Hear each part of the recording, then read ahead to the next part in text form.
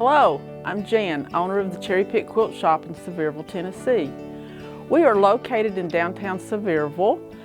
We would love to have you come by and see us sometime. Today we're going to talk about the way fabrics can be purchased in a quilt shop, and these are just a few examples of how you can purchase fabric. First of all, you can get a pack like this.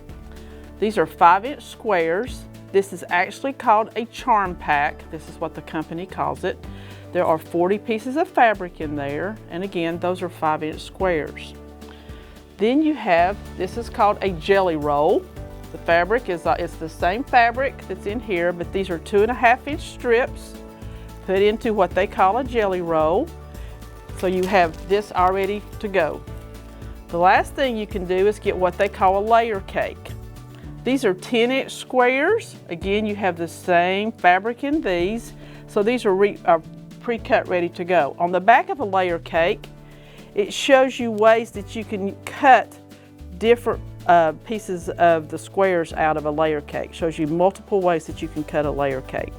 So that's the first 3. Then you can buy fabric in yardage. So first of all, you could go to a bolt. This is a bolt of fabric. You can get whatever you would like on that. The smallest amount that we cut in our shop is the 1/8 of a yard, but you can go up to as much yardage as you need. This fabric is 45 inches wide, and again, you can cut the yardage that you need. The next thing is, if you have, and I'm going to explain this, if you get a 1/2 yard cut, this is 18 inches, and this is what they call the width of the fabric. So a lot of people like fat quarters. So you take a 1/2 yard of fabric and you cut it in half, and this is called a fat quarter. So this piece of fabric measures 18 inches by 22. And a lot of people like to get fat quarters because you can get multiple colors of fabric and work with those to make a quilt. The last thing that I want to show you is, this is fabric that is 108 inches wide.